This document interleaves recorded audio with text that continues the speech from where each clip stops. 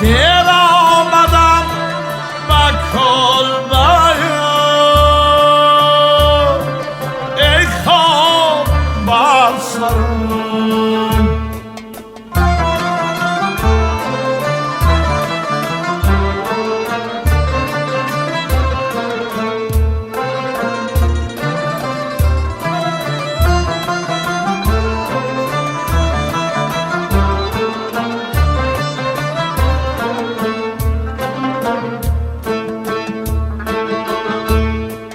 رفتم برای دور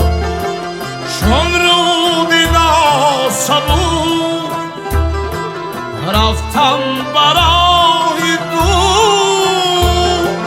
چون رودی ناصبور از چشمهای چشمی تو با خود گرفتم دور مادرم رنجور مادرم دیر آمدم با کلبه ای خواب بر سرم دیر آمدم با کلبه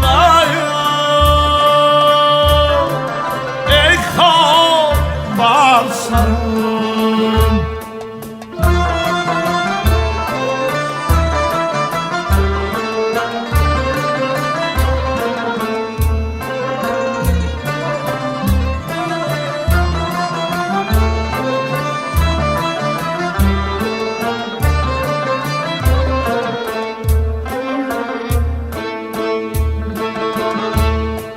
باری دیگر برخیز از خاکی رنگ بیز باری دیگر برخیز از خاکی رنگ بیز بر نوبهاری عمری من فیض و سخا بیریز دور مادرم رنجور مادرم دیر آمدم با کلبه ای خواب بر سرم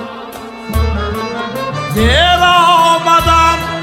با کلبه ای خواب بر سرم ای خواب بر سرم ای خواب بر سرم ای خواب